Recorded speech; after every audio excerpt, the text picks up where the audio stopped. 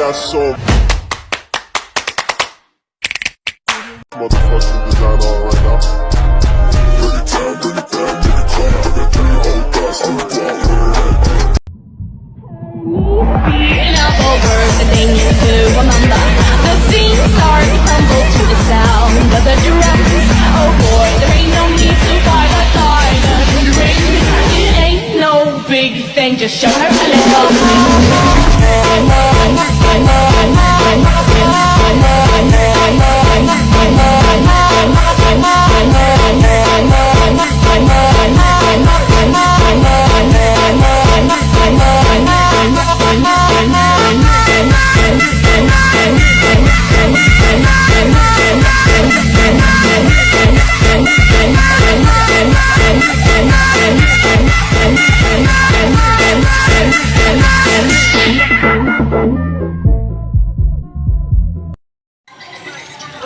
Halo Sat, ini lagi di mana? Ada dosen nih, jalan malam ikut ya. Terus yang bisa nggak mau kesini? Serius udah, kata gue.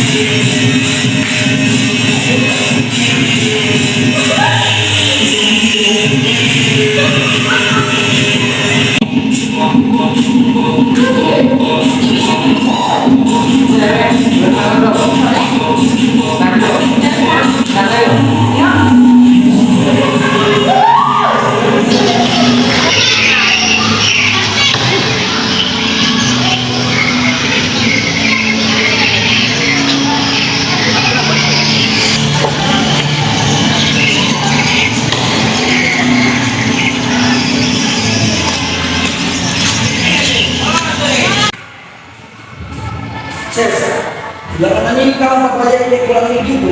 Ini cuma gantung Pak. Nanti saya bawa kamu ke rumah sakit aja ya. Bentar lagi kita sembuh Pak. Enggak, kamu harus dibawa ke rumah sakit.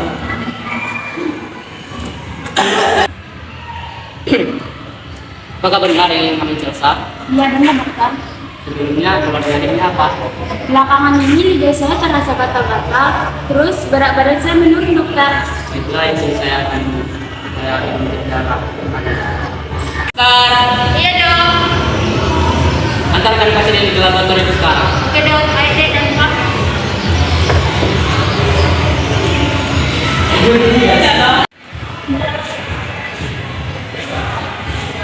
Baiklah, sebelumnya pergaulan adik gimana? Gara-gara saya nggak apa deh. Jadi dari hasil penelitian kami, adik terkena virus HIV. Mungkin itu disebabkan oleh pergaulan adik yang sangat bebas, hingga adik melakukan seks bebas. Solusinya, adik harus melakukan pemeriksaan rutin ya, Dek. Ya dokter. Makasih ya dokter. Oke.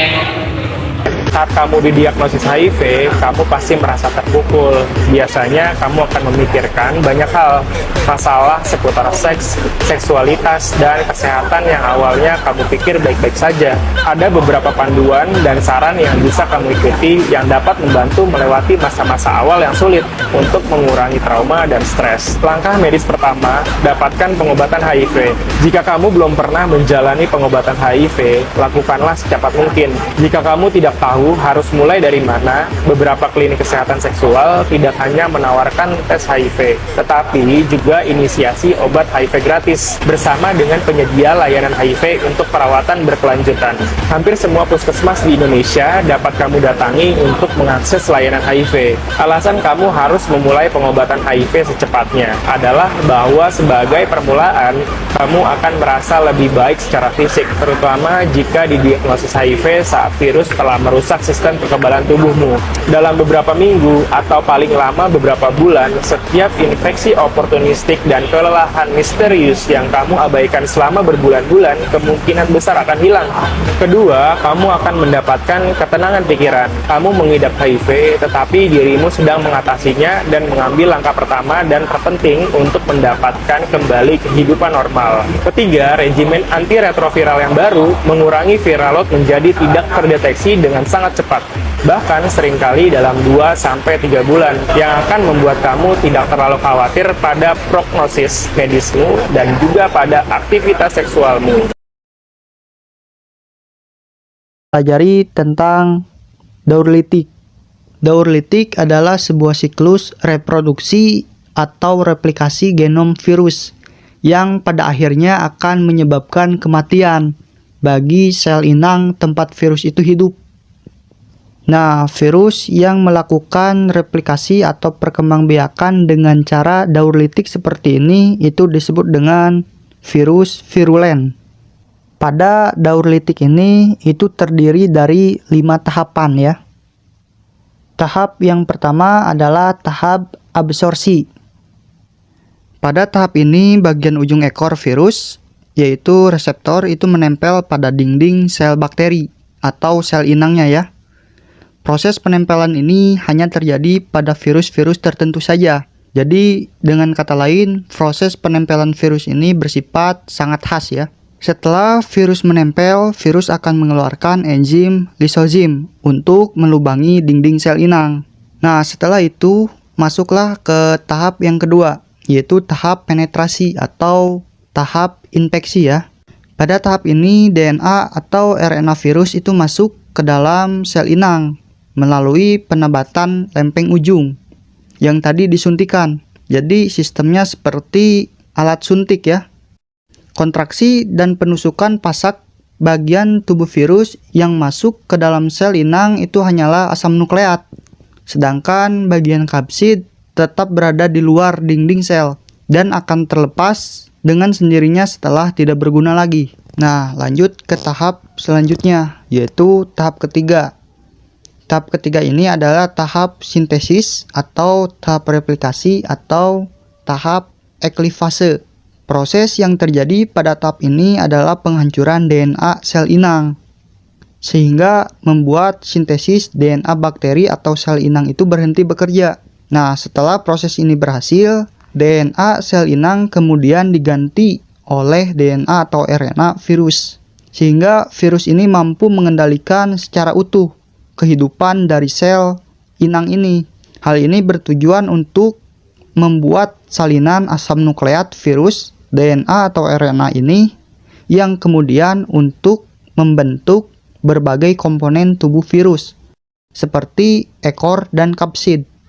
Jadi pada tahap ini itu terjadi proses pengambil alihan ya antara DNA virus yang mengambil alih DNA sel inang, dan juga terjadi pembentukan komponen-komponen tubuh virus seperti ekor dan kapsid yang memanfaatkan protein-protein yang ada di dalam sel inang ya. Nah, setelah itu tahap selanjutnya. Setelah melalui tahap ketiga ini, tahap selanjutnya merupakan perakitan tubuh virus yang masih terpisah-pisah seperti kepala, ekor, dan serabut ekor menjadi virus yang utuh. Selain itu, kapsid utuh yang terbentuk juga kemudian diisi oleh DNA atau RNA, sehingga proses reproduksi itu berhasil menciptakan virus baru. Virus yang dihasilkan bisa mencapai 100-200 buah. Nah, setelah virus-virus terbentuk sempurna menjadi virus yang utuh, masuk ke tahap yang terakhir, yaitu tahap litik. Pada tahap ini, kerja enzim lisozim tidak hanya untuk melubangi dinding sel inang saja, tetapi juga membuat dinding sel mengalami perpecahan atau pecah di akhir fase reproduksi virus ini. Pecahnya dinding sel kemudian diikuti oleh pelepasan virus-virus baru yang telah siap melakukan replikasi ulang dengan menemukan atau menginfeksi sel inang yang baru ya. Nah, jadi itu ya daur litik atau siklus litik. Jadi siklus litik ini adalah siklus yang pada akhirnya sel inang yang terinfeksi virus ini akan mati atau hancur ya. Nah, selanjutnya kita akan mempelajari